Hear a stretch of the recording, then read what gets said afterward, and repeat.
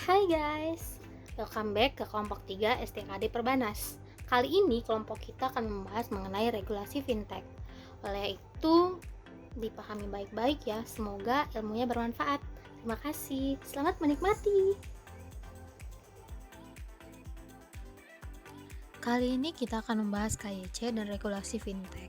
KYC adalah sebuah tahap yang harus dilalui semua pengguna jasa keuangan ketika mereka hendak mendaftarkan diri.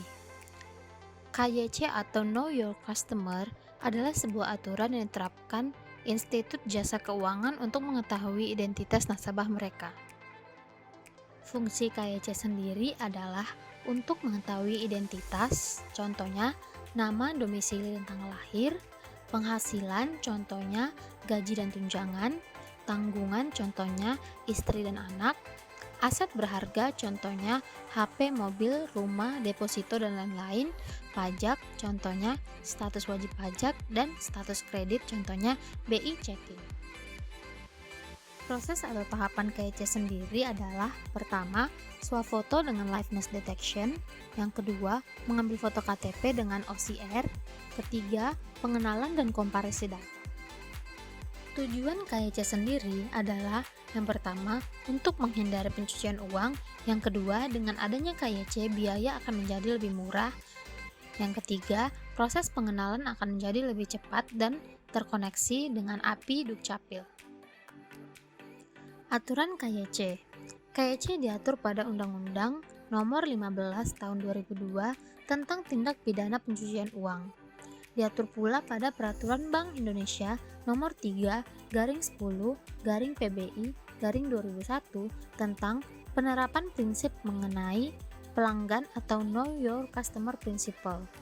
Pada pasal 1 ayat 2 dijelaskan bahwa KYC adalah prinsip yang diterapkan bank untuk mengetahui identitas nasabah, memantau kegiatan transaksi nasabah, termasuk pelaporan transaksi yang mencurigakan. Proses Know Your Customer atau KYC ini harus dilaksanakan guna mencegah dan meminimalisir resiko-risiko penipuan atau penggelapan uang. Halo guys, sekarang kita akan beralih ke kasus-kasus fintech. Berdasarkan data dari Lembaga Bantuan Hukum Jakarta, jumlah korban pinjaman online sejak tahun 2016 sampai dengan 2018 kian meningkat. Adapun tahun 2016 sebanyak 10 orang, tahun 2017 sebanyak 65 orang, dan tahun 2018 sebanyak 120 orang. Adapun contoh kasus pinjaman online yaitu L melakukan upaya bunuh diri dengan meminum minyak tanah karena terlilit bunga pinjaman yang sangat besar di pinjol DR. A diancam akan dibunuh oleh pihak pinjol DR karena belum bisa melunasi pinjamannya. VA ditalak cerai oleh suami karena pihak pinjol RN menagih pinjamannya kepada mertuanya. Dan masih banyak contoh kasus lainnya. Nah, lalu kenapa sih jumlah korban pinjaman online saat itu kian meningkat? Ternyata, modus-modus yang dilakukan pinjaman online sangat banyak. Seluruh data pribadi diambil dari handphone milik peminjam. Penagihan dilakukan tidak hanya kepada peminjam saja, melainkan kepada seluruh nomor kontak yang ada dalam handphone milik peminjam. Penagihan dilakukan dengan cara memaki, mengancam, bahkan dalam bentuk pelecehan seksual. Bunga pinjaman tidak terbatas. Penagihan dilakukan tanpa kenal waktu. Nomor kontak dan alamat kantor pihak pinjaman online tidak selalu tersedia dan atau tidak jelas. Berdasarkan info terbaru yang kami dapatkan, Otoritas Jasa Keuangan atau OJK baru saja merilis daftar 172 pinjol ilegal yang sudah ditutup untuk bulan Juli 2021.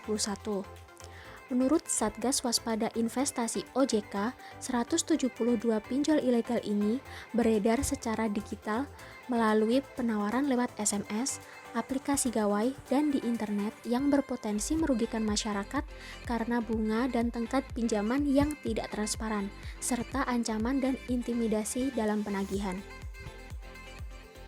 Pada faktanya, sejak tahun 2018 sampai dengan Juli 2021 ini, Satgas Waspada Investasi OJK sudah berhasil menutup sebanyak 3.365 fintech lending yang ilegal.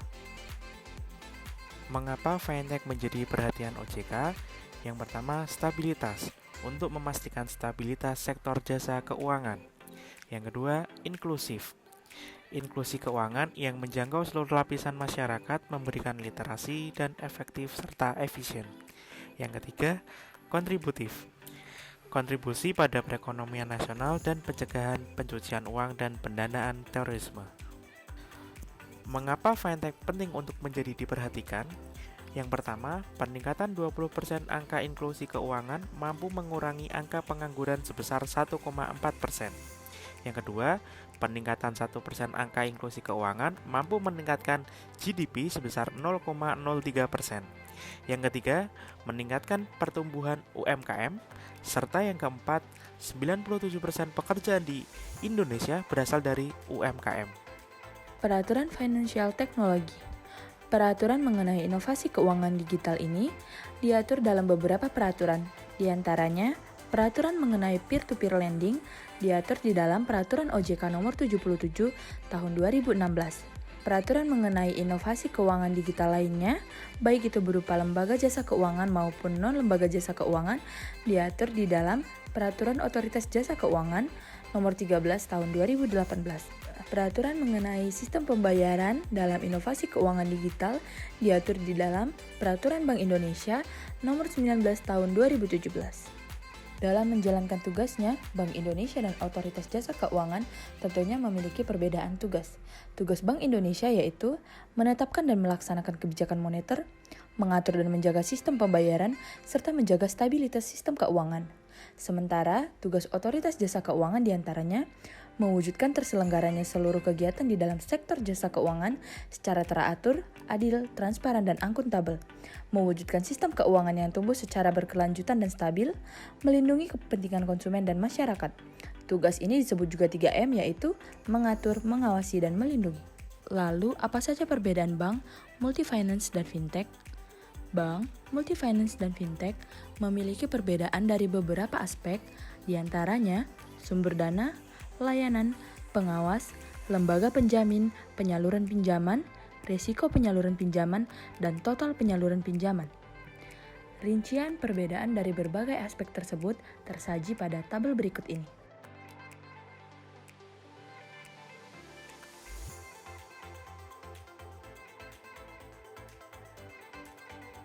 Tujuan pendirian Bank Indonesia sendiri, baik dari segi stabilitas maupun inovasi, menjadi dasar pengaturan mengenai financial technology. Tujuan pendirian Bank Indonesia dari segi stabilitas, diantaranya menjaga stabilitas moneter dan SSK atau stabilitas sistem keuangan, menjaga sistem pembayaran aman, lancar, dan efisien, memonitor shadow banking atau underground economy atau yang diketahui juga sebagai aktivitas illegal economy, dan memitigasi risiko dan mendorong perlindungan konsumen. Tujuan-tujuan tersebut menjadi tools untuk memantau perkembangan fintech dan menjadi dasar pengaturan mengenai pendaftaran dan perizinan fintech. Tujuan pendirian Bank Indonesia dari segi inovasi diantaranya mendorong inovasi di bidang keuangan dan mendorong pertumbuhan ekonomi, termasuk ekonomi digital. Tujuan-tujuan tersebut merupakan controlled environment untuk produk-produk di bidang inovasi keuangan digital. Berikut ketentuan mengenai penyelenggaraan teknologi finansial yang berlaku sejak 30 November 2017. Yang pertama, Peraturan Bank Indonesia Nomor 19 tentang penyelenggaraan teknologi finansial yang mengatur mengenai kewajiban pendaftaran di Bank Indonesia bagi penyelenggara teknologi finansial yang melakukan kegiatan sistem pembayaran.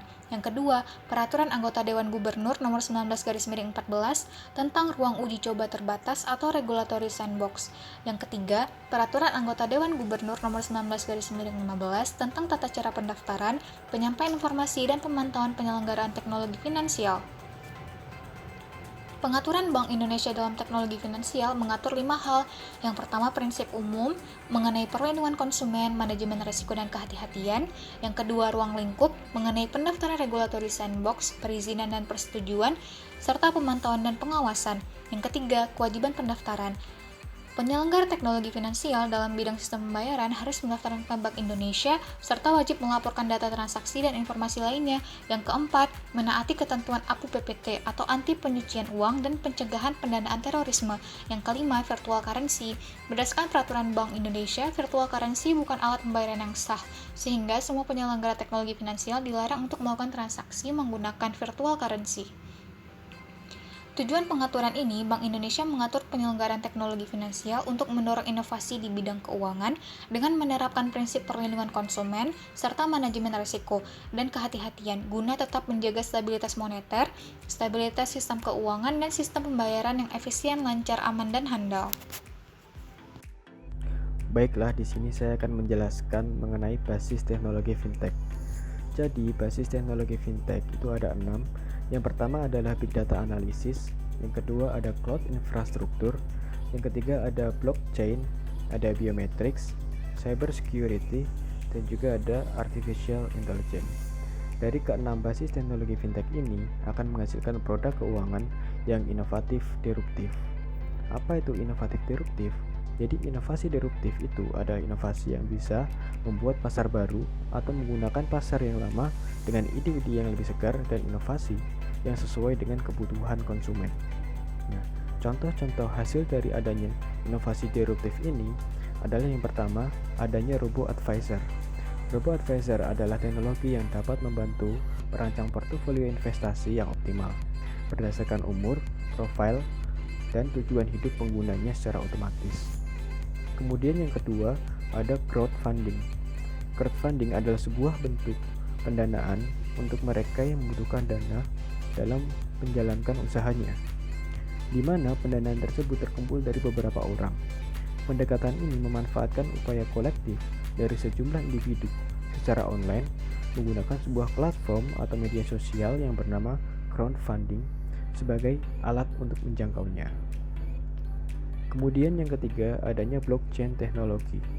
Jadi blockchain adalah teknologi baru yang dikembangkan untuk sistem penyimpanan dana digital. Teknologi ini terhubung melalui kriptografi dan penggunanya sendiri tidak bisa terlepas dari mata uang Bitcoin dan cryptocurrency. Kemudian yang keempat yaitu adanya peer-to-peer lending. Peer-to-peer lending adalah metode pemberian pinjaman uang kepada individu atau bisnis ataupun sebaliknya, yaitu mengajukan pinjaman untuk keperluan individu atau bisnis. Intinya, peer-to-peer lending akan menghubungkan pemberi pinjaman dengan si peminjam secara online. Dengan peer-to-peer lending, setiap orang bisa memberi ataupun mengajukan pinjaman untuk berbagai tujuan tanpa menggunakan jasa dari lembaga perbankan. Selanjutnya, saya akan menjelaskan terkait dengan transformasi layanan pembayaran bagi pengguna e-commerce. Pengguna e-commerce ketika melakukan transaksi melalui layanan perbankan akan mengalami proses pembayaran yang kurang praktis karena mereka harus mengakses dua laman yang berbeda. Pada internet banking, mereka harus menginput nomor virtual account, nominal, serta nomor OTP secara manual. Tentunya ini akan memakan waktu yang lebih lama. Setelah terjadi transformasi, pengguna e-commerce dapat melakukan transaksi melalui layanan perbankan digital, di mana pengguna e-commerce dapat menggunakan application program interface atau API dan dengan menggunakan pindai sidik jari sehingga nominal yang dibayar dapat tertera secara otomatis. Proses pembayaran ini akan menjadi lebih cepat dan praktis, serta penggunaan sidik jari merupakan otorisasi yang memiliki tingkat keamanan yang sangat tinggi, sehingga pengguna e-commerce dapat merasa aman dalam melakukan pembayaran secara digital. Baiklah, saya akan menjelaskan terkait dengan transformasi layanan berkreditan untuk pengajuan kredit KPR. Para nasabah yang ingin mengajukan kredit KPR dalam melakukan proses pengajuan kredit saat ini akan membutuhkan waktu yang lebih lama karena harus mendatangi langsung ke bank untuk menyerahkan dokumen-dokumen yang dipersyaratkan. Namun, setelah terjadinya transformasi layanan berkreditan, proses pengajuan KPR melalui layanan perbankan digital, maka nasabah tidak perlu repot-repot untuk datang ke bank. Pengisian form pengajuan kredit dan penyampaian dokumen elektronik dapat dilaksanakan secara online. Proses pengajuan KPR dapat dilakukan secara online melalui koneksi API, sehingga nasabah dapat mengajukan kredit secara lebih cepat dan menghemat waktu. berdasarkan Peraturan Bank Indonesia Nomor 19 Tahun 2017 tentang Ruang Lingkup Peraturan tentang Fintech. Maka, peraturan-peraturan tentang fintech mencakup 4 hal, yaitu yang pertama adalah pendaftaran. Peraturan ini mengatur tentang tata cara, dokumen-dokumen, dan persyaratan-persyaratan yang harus dipenuhi apabila seseorang ingin mendirikan fintech. Kemudian yang kedua yaitu tentang regulatory sandbox. Regulatory sandbox adalah mekanisme pengujian yang dilakukan oleh otoritas jasa keuangan untuk menilai keandalan proses bisnis, modal bisnis, instrumen keuangan, dan tata kelola penyelenggaraan. Kemudian yang ketiga yaitu tentang perizinan dan persetujuan. Peraturan ini mencakup hal-hal yang perlu dipenuhi supaya izin pendirian fintech dapat diterbitkan. Kemudian yang keempat yaitu tentang pemantauan dan pengawasan. Peraturan ini diterapkan apabila fintech telah berhasil berdiri secara legal. Tujuannya adalah untuk mengontrol fintech dalam melakukan kegiatan operasionalnya supaya tidak merugikan, baik merugikan pendirinya maupun merugikan bagi nasabahnya. Selanjutnya, apa sih kriteria penyelenggara fintech? Kriterianya antara lain bersifat inovatif, berdampak pada produk, layanan, teknologi, atau model bisnis finansial yang telah eksis, dapat bermanfaat bagi masyarakat, dan dapat digunakan secara luas. Nah, jika penyelenggara fintech memenuhi kriteria tadi, lalu merupakan badan usaha, atau badan usaha yang berbadan hukum Indonesia untuk penyelenggara fintech berupa lembaga non-bank yang termasuk kategori sebagai penyelenggara jasa sistem pembayaran, maka penyelenggara fintech wajib melakukan pendaftaran pada Bank Indonesia. Kamu bisa mengetahui penyelenggara fintech apa saja yang terdaftar secara berkala melalui laman resmi Bank Indonesia. Eits, tunggu dulu. Walaupun sudah terdaftar, Bank Indonesia bisa melakukan penghapusan penyelenggara fintech loh. Lalu, apa saja sih keadaan yang menyebabkan penyelenggara fintech bisa dihapuskan? Pertama, jika memang sudah tidak digunakan oleh penyelenggara fintech. Kedua, jika dikenakan sanksi, baik oleh Bank Indonesia atau otoritas yang berwenang lainnya. Ketiga, jika melakukan tindak pidana atau dinyatakan valid berdasarkan hasil putusan pengadilan. Keempat, jika ada rekomendasi atau permintaan tertulis dari otoritas yang berwenang. Kelima, jika ada permintaan tertulis dari penyelenggara fintech sendiri. Dan terakhir, jika penyelenggara fintech menyampaikan data atau informasi yang tidak sesuai dengan kondisi sebenarnya. Kewajiban penyelenggara. Penyelenggara teknologi finansial mempunyai kewajiban yang harus dijalankan, yaitu wajib menerapkan prinsip perlindungan konsumen, menjaga kerahasiaan data dan atau informasi konsumen termasuk data dan atau informasi transaksi, menerapkan prinsip manajemen risiko dan kehati-hatian, menggunakan rupiah dalam setiap transaksi yang dilakukan di wilayah NKRI, menerapkan prinsip anti pencucian uang dan pencegahan pendanaan terorisme, serta wajib memenuhi ketentuan peraturan perundang-undangan lainnya. Larangan penggunaan virtual currency. Penyelenggara teknologi finansial dilarang melakukan kegiatan sistem pembayaran dengan menggunakan virtual currency. Hal ini diatur dalam Pasal 8 Peraturan Bank Indonesia tentang penyelenggaraan teknologi finansial. Regulatory sandbox. Regulatory sandbox adalah suatu ruang uji coba terbatas yang aman untuk menguji penyelenggara teknologi finansial beserta produk, layanan, teknologi, dan atau model bisnisnya. Tujuannya guna memberi ruang bagi penyelenggara teknologi finansial untuk memastikan lebih lanjut bahwa produk, layanan, teknologi, dan atau model bisnisnya telah memenuhi kriteria teknologi finansial. Sanksi. Penyelenggara teknologi finansial yang melanggar ketentuan dikenakan sanksi berdasarkan jenis pelanggarannya.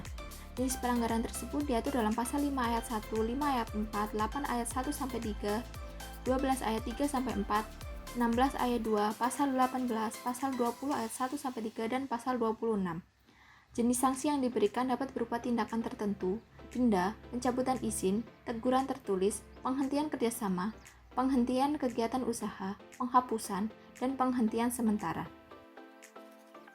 Aturan OJK.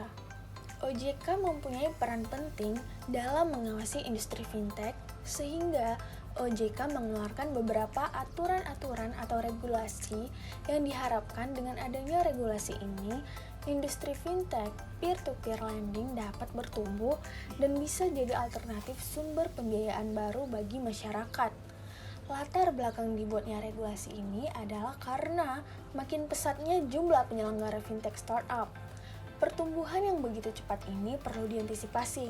Tujuannya untuk melindungi kepentingan konsumen terkait keamanan dana dan data, serta kepentingan nasional terkait pencegahan pencucian uang, pendanaan terorisme, dan stabilitas sistem keuangan.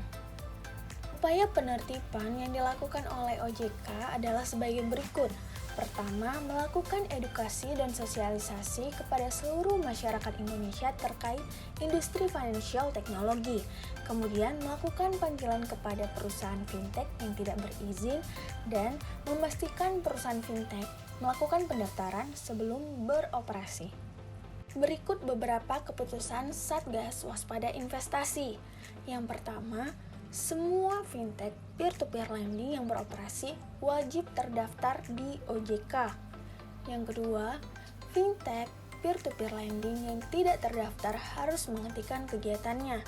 Kemudian yang ketiga, semua bentuk aplikasi yang terdapat dalam Google Play, App Store, dan media sosial lainnya harus dihapus. Dan yang terakhir, tanggung jawab kepada pengguna atau nasabah harus diselesaikan oleh entitas yang melakukan kegiatan tersebut tanpa izin.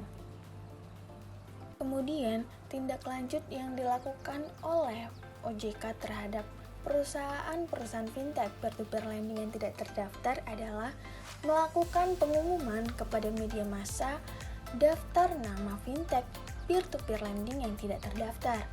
Kemudian, menyampaikan laporan informasi tersebut ke Bareskrim Polri. Lalu, meminta Kementerian Komunikasi dan Informatika Republik Indonesia memblokir aplikasi pada website dan media sosial lainnya. Dan yang terakhir, meminta bank melakukan pemblokiran rekening fintech peer-to-peer lending yang tidak terdaftar.